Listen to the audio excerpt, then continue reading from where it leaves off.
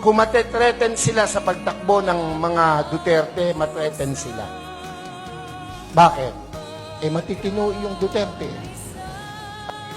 Ako po'y nangangarap na ang Duterte mabalik.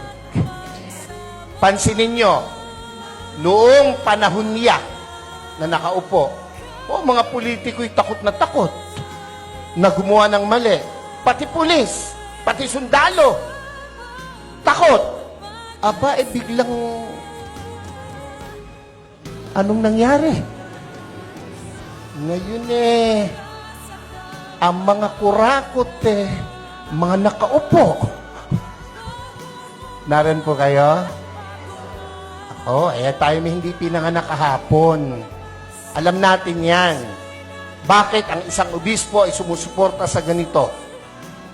Aba, hindi masamang mangarap ng pag-unlad ng pagkakaisa sa bansa natin. Kung hindi tayo magsasalita at kikilos, kung hindi tayo magpapakita ng puwersa, ng lakas, sino ang gagawa nito? No, kung palakpak lang, hindi mo magawa, lalo na sa rally, hindi mo kaya. Yung makasigaw ng Amen! Oy, yan yung matatapang. Dapat, ito ang tandaan nyo, ang buhay natin, minsan lang. Pakisabi mo sa katabi mo, mamamatay ka rin. Sabihin mo, malapit na. Pero, bago mamatay, napakagandang nagparinig ka, nagparamdam ka para sa bayan.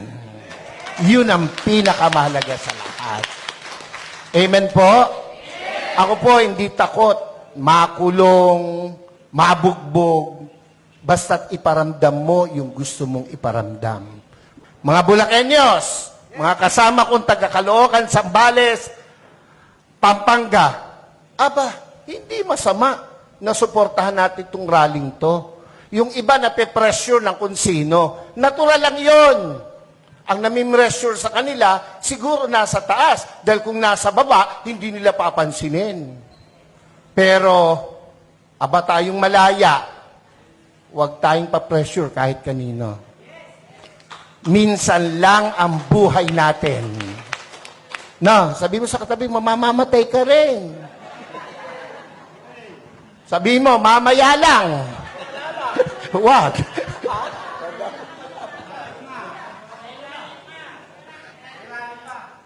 Dapat iparinig natin, iparamdam natin ang ating saloobin.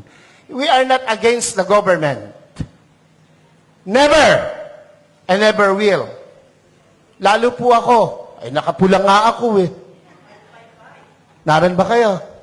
Pero, kailangan nilang makita, kanilang dapat marinig, ang dapat makita at marinig.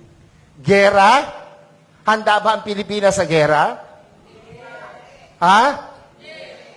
Kurutan man talo tayo sa kurutan. Ilan ang bilyon ang Chino, ilan tayo. Panuntukan, talo tayo. Huwag nilang gawing issue yan. At hindi mangyayaring magkagera. Pilipino pa, subukan nila rito, talo sila. Kung ang laban lang ay chismis, panalo ang Pilipino. Ano? Ewan ko ba sa Pilipinas walang chismosa?